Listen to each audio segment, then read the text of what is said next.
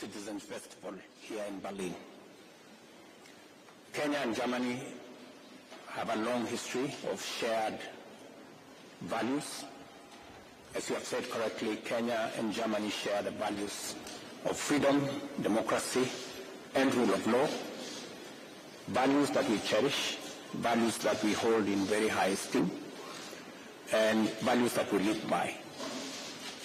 Our history is contextualized from the very early years, even before our independence, when Dr. Kraft and Redman, German missionaries, came to our country, and with them brought the first strands of relationship between Kenya. We have established bilateral relations between our two countries, diplomatic relations that have flourished, and today we stand on a very solid foundation of firm, cordial, beneficial relations between our two countries. I want to thank you specifically for finding time to visit our country last year, subsequent to which some of the agreements that you and me agreed on, today we celebrate the signing of this comprehensive migration and labor mobility partnership agreement that will provide a context for expanding the relationship between our two countries, the people-to-people relationship, and for giving us an opportunity to unlock the potential in technology in Germany and human capital in Kenya, where we have a big youth bulge, educated, innovative, hardworking young people who, working in collaboration with Germany, we can combine the innovation, creativity, energy, talent, knowledge of our young people with German investment, technology, and resources, and provide for a win-win outcome. I'm very excited that we have today signed off this agreement that will give an opportunity for Kenyan young people and Kenyan people to work in Germany, and with it, as you have said, Chancellor, provides also an opportunity for those who will have finished their duty or who don't have to be in Germany, for them to find their way back at home. I want to assure the people of this country, of this great country, that Kenya is a very beautiful country, and therefore no Kenyan will have any problem coming back home, because indeed we have a great country. So all we will be looking at is how we can share the resources that we have with you, and how it can be mutually beneficial for both the German economy and the Kenyan economy, and the German people and the Kenyan people. Your Excellency, let me also say that it was my pleasure when I came here to join the Compact with Africa that now provides for us an opportunity for investment, for trade, and for business between our two countries in the context of elevating our cooperation to real opportunities, projects, and programs. But we have agreed today to set up a mechanism for a bilateral strategic framework that will give us an opportunity to unlock the potential that exists between our trade, investment, and business sectors. Let me also say that in that context, we will be having the Business Summit in Nairobi in December that will bring our business communities together to look into the opportunities that exist, eliminate the barriers that impede, and create better bridges for German companies and Kenyan entrepreneurs to be able to partner and expand our trade, our investment, and our business opportunities. Let me also commend Germany for their belief in Kenya and their belief in our continent. You supported the participation of Africa in the G20. I have just briefed Chancellor Scholz that we are undertaking a comprehensive reform of the institution of the African Union so that we can make it much more fit for purpose and we can align it with the requirements and the dictates of this century so that the African Union can represent Africa much more effectively, can provide a mechanism for the world to help us support and intervene in situations of instability in our continent, but also provide a framework for the huge opportunities that exist in Africa, from renewable energy to natural mineral resources to our huge human capital resources and to the 1.4 billion African market for us to be able to do business together. I have briefed my good brother, Chancellor Scholz, that Africa is ready, Kenya is available for us to work together to forge a better world. Our participation in this year's Citizen Festival is a testimony that Kenya and Germany are great friends. Germany became the first country to recognize Kenya's independence. Today, again, Germany has invited Kenya as the first non-European country to participate in your Citizens Festival. It speaks volumes of the firm foundation between our two countries and the friendly relations between the people of Kenya and the people of Germany. Let me underscore that as Kenya, there couldn't have been a better destination for German investment and German business and German trade than Kenya. And I will give you only 3 reasons why. We have some of the best human capital resource anywhere in the world. And German companies numbering about 120 in Kenya will speak for us.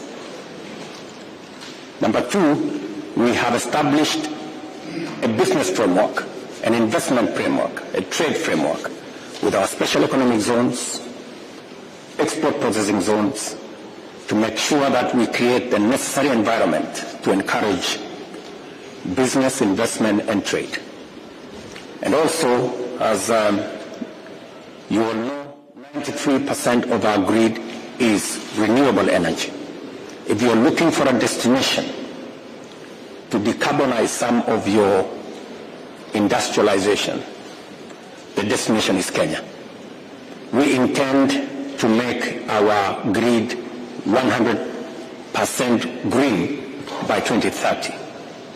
And we will be partnering with Germany as you establish the hydrogen facility and office in Nairobi for us to use German technology, German expertise to unlock our renewable energy resources that would help us produce fertilizer and other green products, including iron and steel.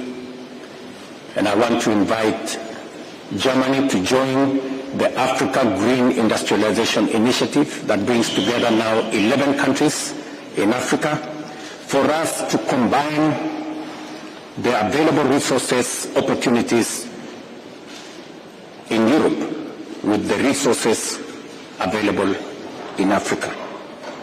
So I want to appreciate this moment and look forward to the Citizens Festival later. Thank you very much.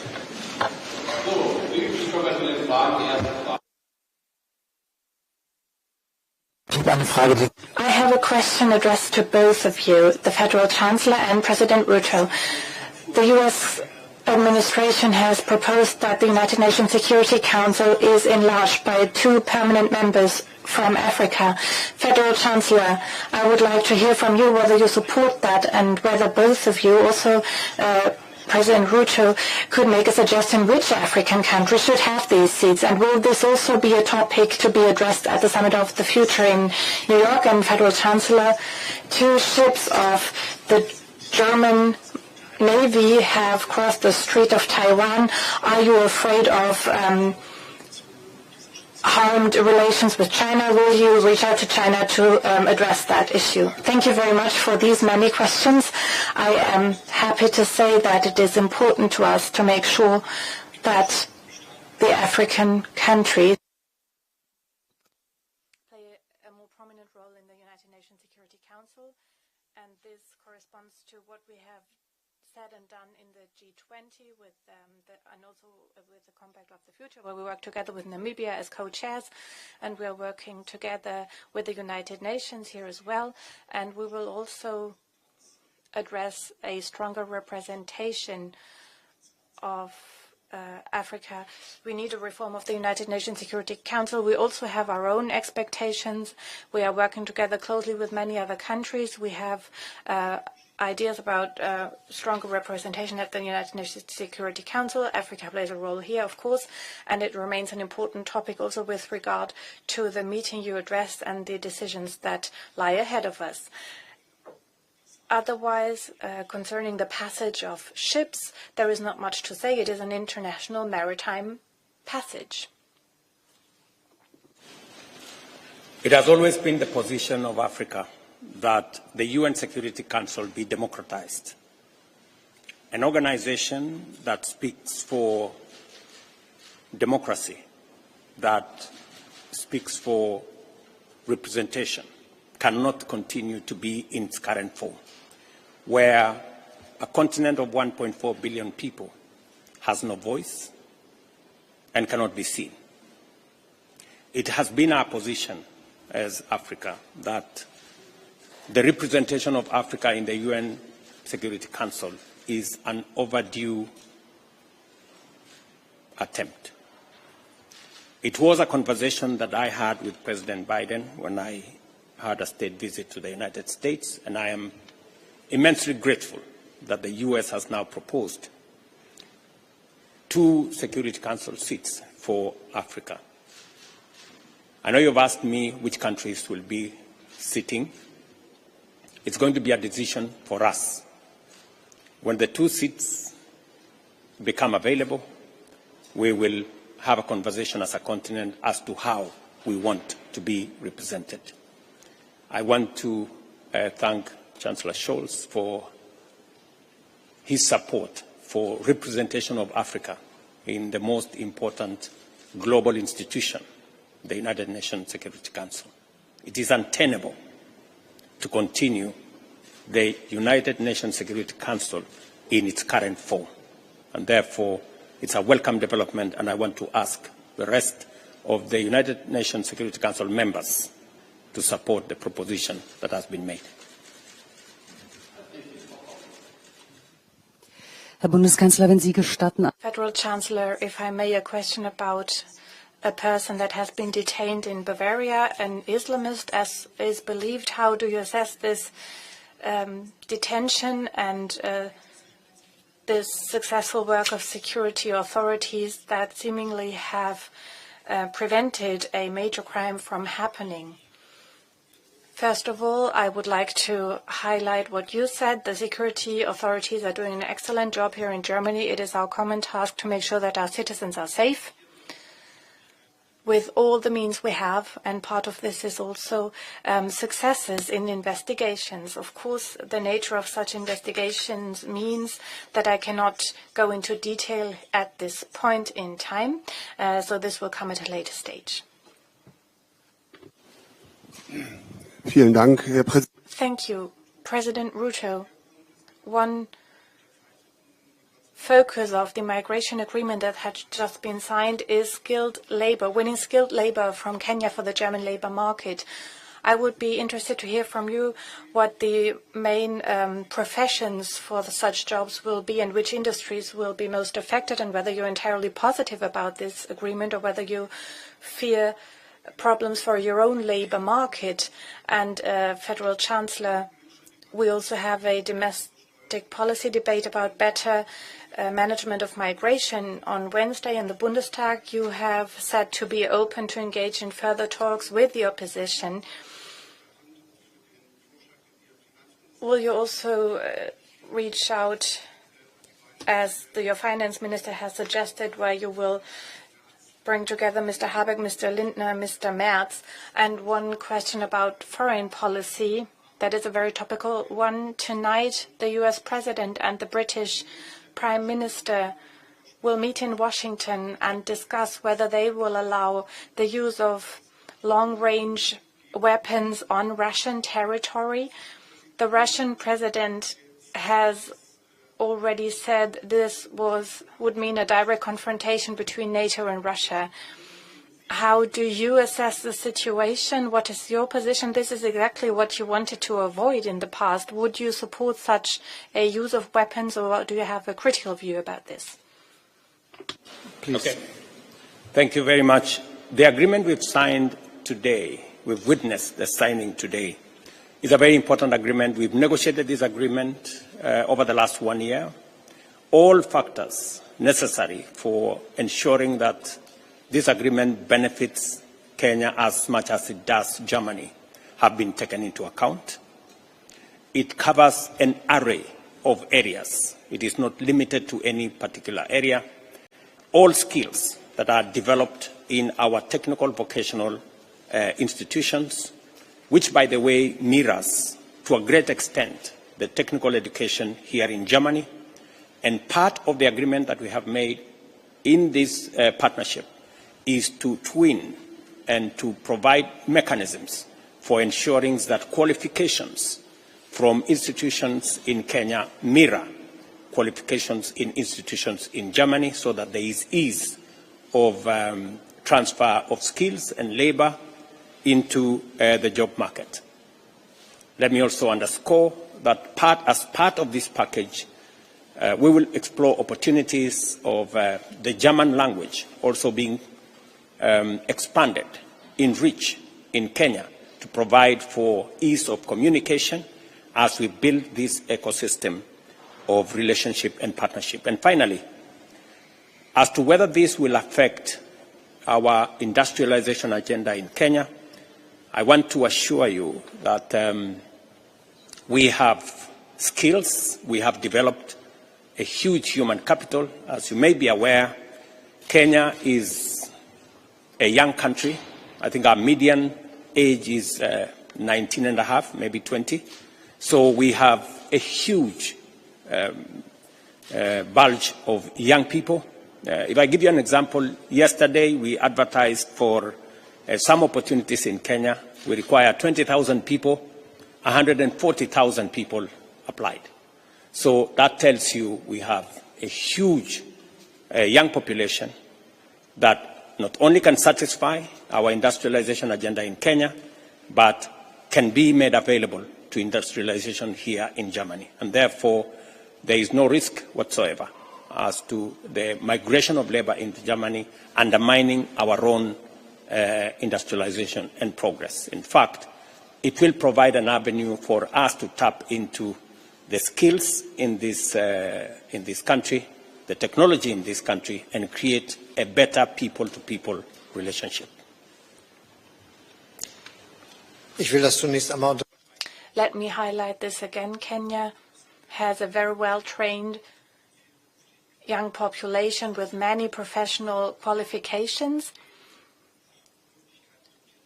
And this young population is looking for opportunities to use the potential, and this will not be possible in Kenya alone, as your example shows. And this is why it is in the interest of both our countries to have part of this young population and giving them the opportunity to bring their talent to bear in Germany. And let me mention one issue, one example here of I would like to point out, because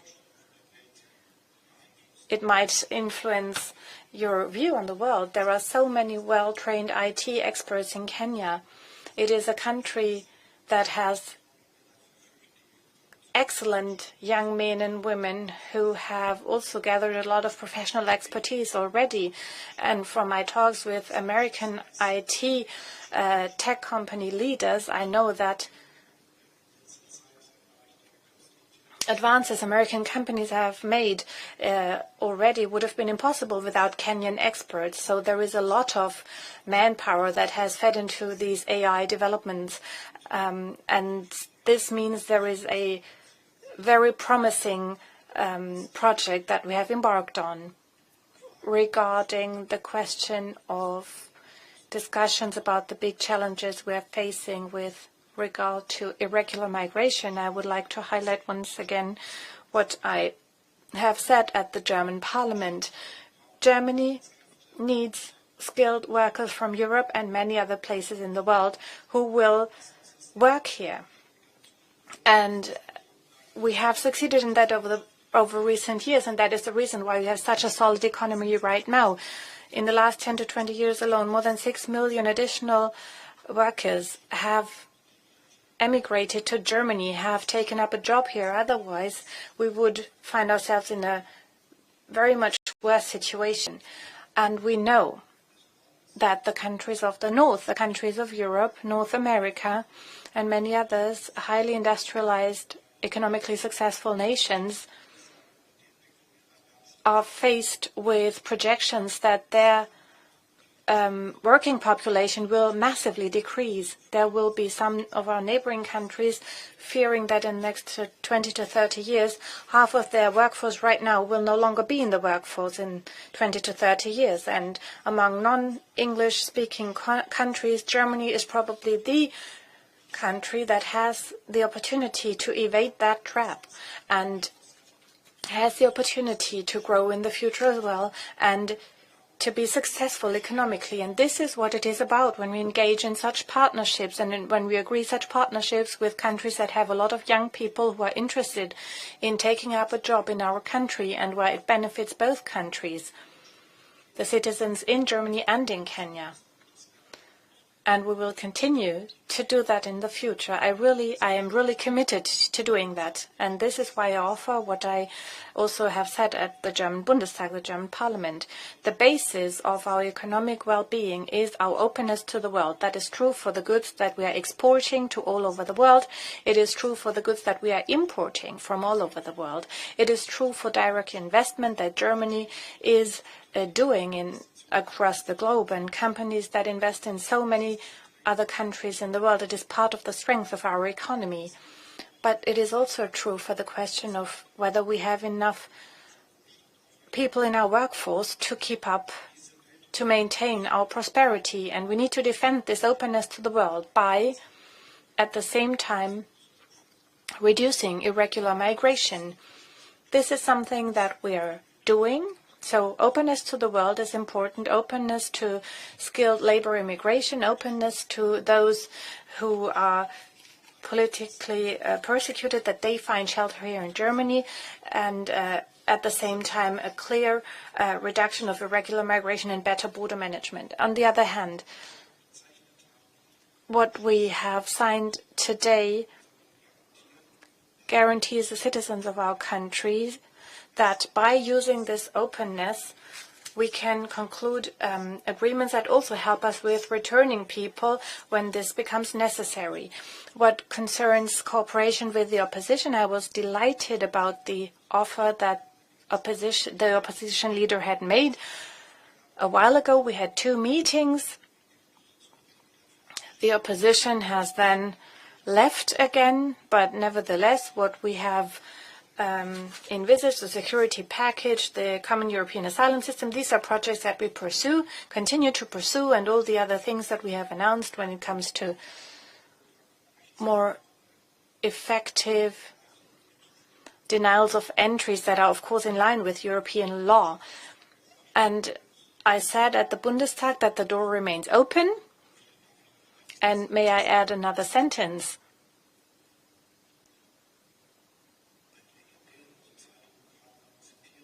Legendary Social Democrat Herbert Wehner once said, somebody who left also has to come back in again.